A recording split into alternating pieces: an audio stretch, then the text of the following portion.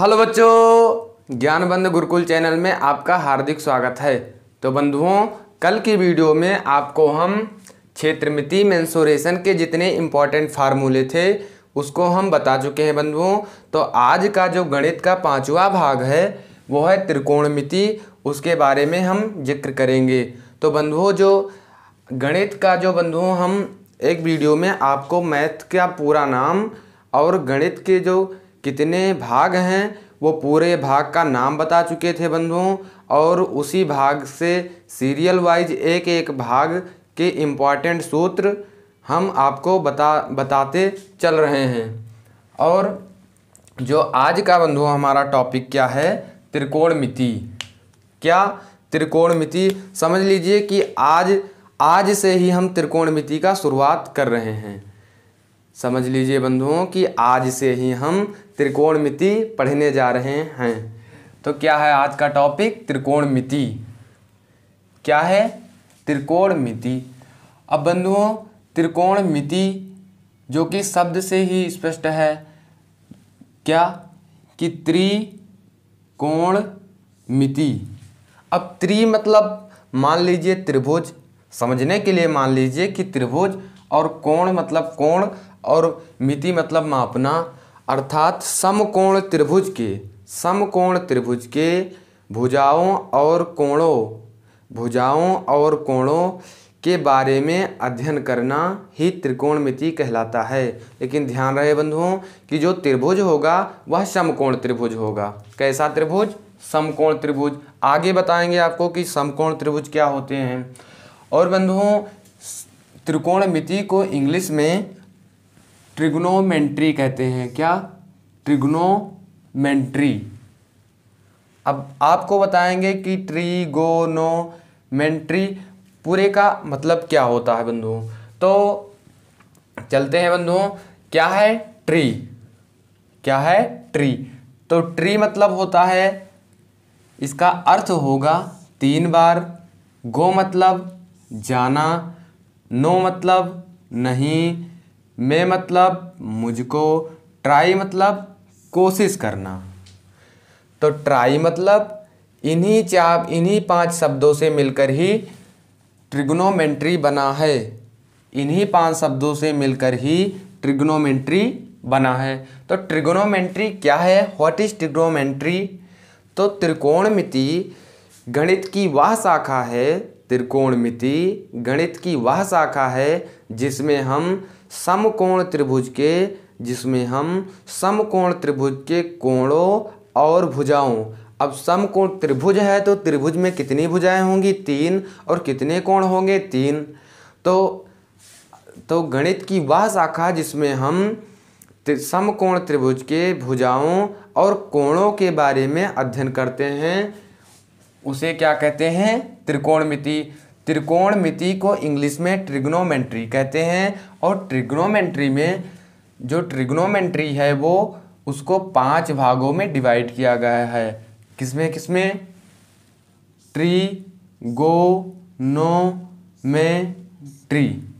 Trigonometry. तो tree मतलब क्या होगा बंधुओं? 3 बार। गो मतलब जाना, नो मतलब नहीं, मैं मतलब मुझको, ट्राई मतलब कोशिश करना। तो इसका अर्थ यह होगा बंधुओं, लिख दिए हैं यहाँ पे, अर्थात मुझको 3 बार कोशिश किए नहीं जाना। इसका अर्थ यह है बंधुओं कि त्रिकोणमिति में हम समकोण त्रिभुज के बारे में अध्ययन करते हैं। तो इसके कहने का भाव यह है कि जो हमारी अनुपात होती हैं उनके त्पूरा अध्ययन किए बगैर मत जाना। क्या है? जो पूरा अनुपात होता है, आगे आपको बताएंगे कि समकोण त्रिभुज में और त्रिकोणमिति में कितने अनुपात होते हैं, अर्थात त्रिकोणमितीय अनुपात कितने होते हैं। ठीक है बंधुओं, तो उम्मीद करते हैं कि आपको यह इतनी बात समझ में आ गई होगी। अब चलते हैं बंधुओं, आज का हमारा दूसरा टॉपिक क्या है? पाइथागोरस प्रमेय। क्या है? पाइथागोरस प्रमेय। तो एक महान गणितज्ञ थे जिन्होंने यह पाइथागोरस प्रमेय दिया। तो पाइथागोरस प्रमेय किस पर आधारित है? तो यह जो पाइथागोरस प्रमेय है यह समकोण त्रिभुज पर ही आधारित है। किस पर? समकोण त्रिभुज पर। अब समकोण त्रिभुज किसे कहते हैं? तो इन्हीं के पाइथागोरस प्रमेय के ही आधार पर हम समकोण त्रिभुज को डिफाइन कर सकते हैं। कैसे बंधुओं? कि अगर हम मान लीजिए कि वह त्रिभुज जिसमें हम आधार और लंब का, आधार का स्क्वायर प्लस लंब का स्क्वायर कर दें तो हमें कर्ण का स्क्वायर मिल जाता है, या ऐसे कह सकते हैं कि दो भुजाओं का योग, क्या पहले भुजा का होल स्क्वायर प्लस दूसरे भुजा का होल स्क्वायर, और फिर उसका योग करेंगे तो हमको तीसरी सबसे बड़ी भुजा प्राप्त हो जाएगी, तो उसे क्या कहेंगे? कर्ण। या यह कह सकते हैं कि जो कर्ण समकोण त्रिभुज वह होता है जिसमें 90 डिग्री का कोण बनता है। अब यह क्या है बंधुओं? यह 90 डिग्री का कोण यहाँ पर बन रहा है। ठीक है, तो यह कैसा त्रिभुज है? तो त्रिभुज ABC एक समकोण त्रिभुज है। तो इसी समकोण त्रिभुज के आधार पर पाइथागोरस प्रमेय लागू किया गया। तो पाइथागोरस प्रमेय क्या है बंधुओं? कि कर्ण का स्क्वायर बराबर आधार का स्क्वायर प्लस लंब का स्क्वायर। अब बंधुओं कर्ण इसमें क्या होगा? तो कर्ण है AC। क्या है? AC है कर्ण। आधार क्या है बंधुओं? तो आधार है AB। और लंब क्या है? लंब BC है। तो वही क्या हुआ कि अगर हम आधार का स्क्वायर प्लस लंब का स्क्वायर करेंगे और जोड़ देंगे दोनों को तो हमें कर्ण के स्क्वायर के बराबर प्राप्त हो जाएगा। अब इस सूत्र की सहायता से बंधुओं हम क्या क्या ज्ञात कर सकते हैं? मान लीजिए हमको अगर कर्ण दे दिया, अगर हमसे आधार आपको दो दिया रहेगा, चाहे आधार दिया रहे और चाहे लंब दिया रहे, तो अगर आधार और लंब दिया रहेगा तो आपसे कर्ण पूछ लेगा। मान लीजिए कि आपको आधार दिया है 2 और लंब दिया है 2 और आधार दिया है 3, तब आपसे कर्ण पूछ लेगा। नहीं तो आपसे यह पूछ लेगा कि आपको कर्ण दे दिया 4 और आधार दे दिया 3, तो क्या करोगे? क्या पूछा है हमसे? लंब पूछा है। तो लंब बराबर का चिन्ह लगाएंगे, बराबर का चिन्ह लगाएंगे तो ये यहाँ से हट गया, तो कर्ण में से आधार को घटा देंगे तो हमें क्या प्राप्त हो जाएगा? लंब। और मान लीजिए हमको आधार निकालना है, तो आधार निकालने के लिए कर्ण में से हम लंब को माइनस कर देंगे तो हमको आधार पता चल जाएगा। तो उम्मीद करते हैं बंधुओं कि ये जो पाइथागोरस प्रमेय का है इसका बहुत उपयोग होगा त्रिकोणमिति में। आशा करते हैं कि यह आपको समझ में आ गया होगा। अब चलते हैं बंधुओं कि जो कर्ण है हमारा, क्या है कर्ण, उसको इंग्लिश में क्या कहते हैं? तो इंग्लिश में कहते हैं हाइपोटेन्स। क्या कहते हैं? हाइपोटेन्स। क्या कहते हैं? हाइपोटेन्स। इसकी मीनिंग आप तैयार कर लेना। क्या? हाइपोटेन्स, HYPOTENUSE,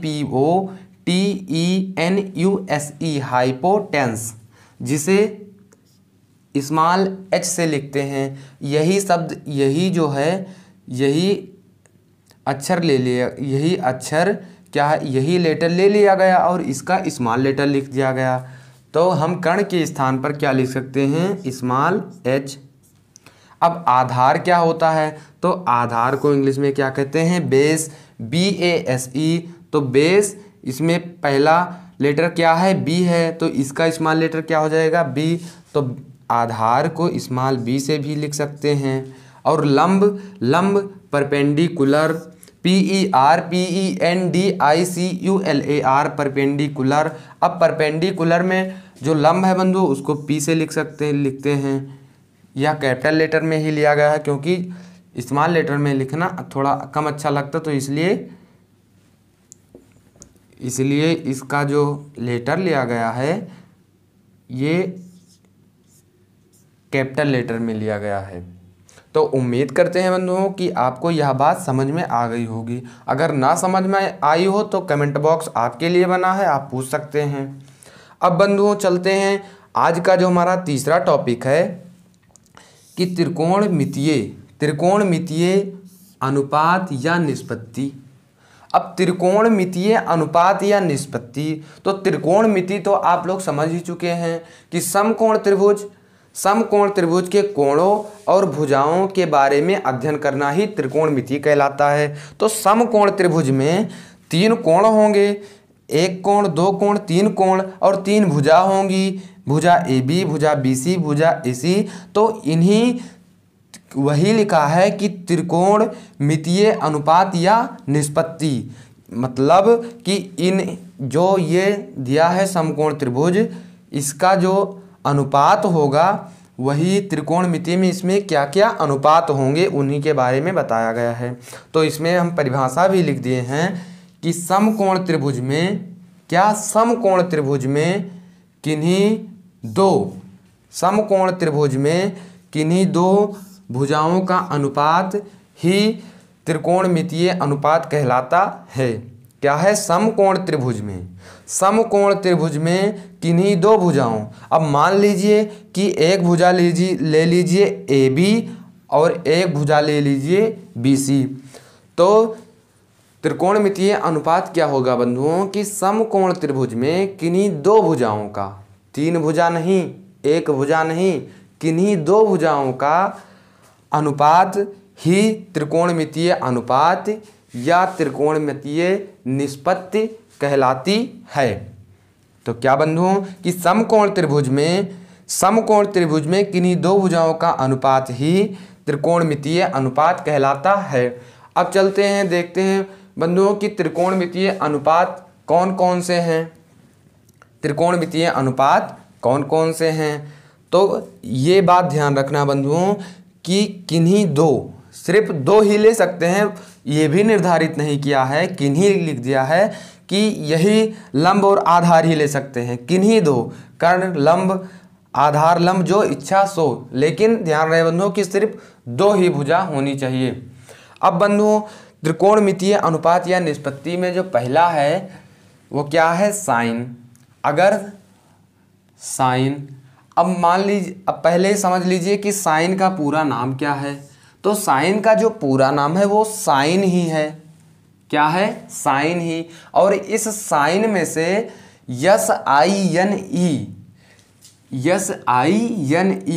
तो इसमें सिर्फ SIN ही ले लिया गया है। क्यों? क्योंकि जो हमारे त्रिकोणमितीय अनुपात हैं वो हैं मुख्यतः 6। कितने त्रिकोणमितीय अनुपात हैं? 6।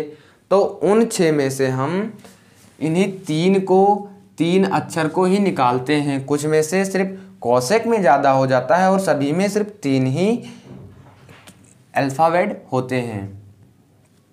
ठीक है, 3 ही लेटर होते हैं। अब बंधुओं कि साइन का पूरा नाम तो साइन ही है, लेकिन कास का पूरा नाम क्या है? कोसाइन। कास का पूरा नाम क्या है? कोसाइन। टेन का पूरा क्या नाम है? टेंजेंट। और कॉट का पूरा नाम क्या है? कोटेंजेंट। क्या? कोटेंजेंट। सेक का पूरा नाम सेकेंड। क्या? सेकेंड। क्या? सेकेंड। और कोसेक का पूरा नाम कोसेकेंट। क्या? कोसेकेंट। अब बंधुओं इसमें देखिए साइन में से हम सिर्फ साइन को ले लिए और इसमें किसको ले लिए? इसमें सिर्फ कास को ले लिए, COS इसे पढ़ते हैं कॉस। अब इसमें किसको? इसमें सिर्फ TAN टेन को ले लिए, इसमें COT कॉट को ले लिए, इसमें सेक और इसमें कोसेक। ठीक। तो उम्मीद करते हैं बंधुओं कि आपको यह भी इम्पॉर्टेंट बात पता हो गई होगी। अब बंधुओं आज को जो हमारा चौथा टॉपिक है वो क्या है? निष्पत्तियों का मानक। अब आपको यह भी पता हो गया कि निष्पत्ति उस समकोण त्रिभुज में हम किन्हीं दो भुजाओं के बीच में कैसा कैसा अनुपात देख सकते हैं। तो हम साइन के अनुपात में देख सकते हैं कास, टेन, कॉट, सेक, कोसेक। अब साइन, जब हम साइन का अनुपात देखेंगे तो उस समकोण त्रिभुज में का जो किन्हीं दो भुजाओं का अनुपात होगा वह अनुपात कैसा होगा, तो उसी के बारे में यहाँ बताया गया है कि निष्पत्तियों का मानक की जो निष्पत्ति निकाले हैं हम 6 निष्पत्तियाँ, साइन कास टेन सेक, साइन कास टेन कॉट सेक कोसेक, उन निष्पत्तियों का मानक उसको माना गया है कि क्या होगा, उसको हम बदल नहीं सकते। साइन कास टेन और क्या, साइन कास टेन कॉट और सेक और कोसेक, तो उसका जो मान होगा निष्पत्ति, उसका मान हम बदल नहीं सकते, वो मानक है। कैसा है? मानक है। जैसे 1 मीटर में 100 सेंटीमीटर होता है तो हम उसको बदल नहीं सकते कि 1 मीटर में 80 सेंटीमीटर या 85 सेंटीमीटर ही होता है, तो वो मानक है कि 1 मीटर में 100 सेंटीमीटर ही होगा। तो वैसे इसमें भी मानक है कि साइन का मानक क्या होगा, कास का मानक क्या होगा और टेन का मानक क्या होगा। तो बंधुओं बताते हैं आपको कि ये एक ट्रिक है, यल ये यल, तो क्या हो गया लाल, यल ये यल लाल। अब के ये, तो क्या हो गया कक्का, लाल बटे कक्का, लाल बटे कक्का। अब लाल बटे कक्का, अब इसमें यल क्या है, यल है लंब, यल क्या है, यल है लंब, ठीक। के क्या है, के है कर्ण, और ये क्या है, ये है आधार। तो समकोण त्रिभुज में 3 ही भुजा होती हैं, तो लंब आधार कर्ण। तो समकोण त्रिभुज में कितनी भुजा होती हैं, 3, लंब कर्ण आधार। तो उन्हीं के बीच में यह मानक माना गया है, क्या माना गया है कि साइन थीटा। अब साइन थीटा मान लीजिए कि साइन थीटा यहां लिखा है, साइन थीटा, तो साइन थीटा बराबर लंब बटे कर्ण, साइन थीटा बराबर लंब बटे कर्ण, कास थीटा बराबर आधार बटे कर्ण, और टेन थीटा बराबर लंब बटे आधार। तो साइन कास टेन का हो गया। अब बंधुओं जो कल की वीडियो है उसमें आपको साइन कास टेन का उल्टा तो आप सभी लोग जानते होंगे, लेकिन उसके बारे में और हम अच्छी तरीक़ा से आपको बता देंगे। तो बंधुओं इसका जो उल्टा होगा, अगर हम इसका उल्टा कर दें, जैसे साइन थीटा बराबर लंब बटे कर्ण है, अगर हम कर्ण बटे लंब कर दें तो क्या हो जाएगा, कोसेक। क्यों? क्योंकि साइन का जो उल्टा होता है वो कोसेक होता है। साइन का उल्टा क्या होता है, कोसेक। और कास का उल्टा क्या होता है, सेक। और टेन का उल्टा क्या होता है, कोट। तो अगर हमें साइन कास टेन, अगर 3 का अगर मानक पता है तो हम सेक कोसेक और कोट, सेक कोसेक और कोट का निकाल सकते हैं, क्योंकि साइन का जो उल्टा होता है क्या होता है, कोसेक। साइन का उल्टा कोसेक, कास का उल्टा सेक, टेन का उल्टा कोट। अब देख लीजिए बंधुओं कि पहले क्या है, साइन है, और नीचे से पहला क्या है, कोसेक। तो साइन का उल्टा कोसेक, कास का उल्टा सेक, टेन का उल्टा कोट। तो यही होगा बंधुओं। तो मान लीजिए आपसे कोई पूछता है कि टेन थीटा बराबर क्या हो जाएगा, तो आप क्या बताएंगे कि लंब बटे आधार। तो टेन थीटा को क्या माना गया है बंधुओं, टेन थीटा को माना गया है कि लंब बटे आधार। अगर हमें टेन थीटा निकालना है तो क्या होगा, लंब बटे आधार। मान लीजिए कि निकालना है टेन ये, क्या निकालना है, टेन ये। तो यह कह रहा है कि जो कोण ये है वो 2 भुजाओं से संबंधित है, जिसमें क्या है, टेन थीटा बराबर क्या होता है, लंब बटे आधार। तो लंब कितना है, लंब मान लीजिए 2 है और आधार कितना है, 1 है। तो इसका मतलब है कि जो कोण ये है वो टेन के रूप में है। किसके रूप में है, टेन के रूप में। तो उम्मीद करते हैं बंधुओं कि यह बात भी आपको समझ में आ गई होगी। अगर यह बात ना समझ में आए तो कल की वीडियो में आपको अच्छी तरीक़ा से क्लियर करा देंगे, क्योंकि आपको वहाँ पर अच्छी तरीक़ा से ये बता देंगे कि साइन का उल्टा कोसेक, कॉस का उल्टा सेक, टेन का उल्टा कॉट। बस इतनी बात ही याद रखना है। अब इसका उल्टा कर दो तो साइन का उल्टा क्या होता है कोसेक, तो साइन थीटा बराबर लंब बटे कर्ण, तो कोसेक बराबर कर्ण बटे लंब हो जाएगा। ऐसे इसका काश टेन का हो जाएगा। तो बंधुओं अब आज का जो बहुत महत्वपूर्ण टॉपिक है वो क्या है, मुख्य संकेत। आप सवाल हल करते हैं, कभी कभी संकेत भूल जाते हैं और कंफ्यूज हो जाते हैं कि यह संकेत किसका है। आप नॉर्मली अल्फ़ा, बीटा, गामा और थीटा इतना आप जानते हैं, इतना आप जानते ही होंगे, ये क्योंकि बहुत नॉर्मली है।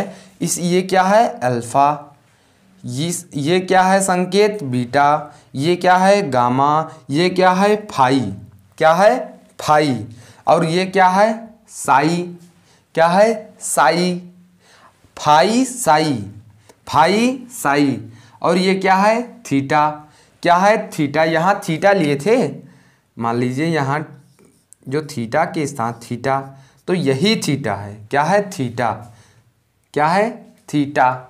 अब ये क्या है बंधु, कोण है। मान लीजिए कोई, अब कोण मान लीजिए कोई लिखा है कि ये, अब ये यहाँ पर कोई पूछा कि ये क्या लिखा है तो आप बताएंगे ये, लेकिन अगर यहाँ पर ऐसे लगा दिया जाए तो अब आप क्या बताएंगे कि ये कोण ये लिखा है, क्या कोण ये, तो वही ये क्या लिखा है कोण, ये कोण का संकेत है। किसका संकेत है, कोण का। तो ये क्या लिखा है कोण ये, और ये किसका संकेत है समकोण का। अब बंधुओं समकोण का कहाँ लगता है, तो यहाँ पर 90 अगर ना लिखा हो, 90 लिखो या ना लिखो, क्योंकि समकोण का जो संकेत होता है वो ऐसे होता है। तो वही यहाँ लिखा है कि ये किसका संकेत है, तो ये समकोण का संकेत है। अब नीचे कौन सा संकेत है, समरूप का। किसका, समरूप का।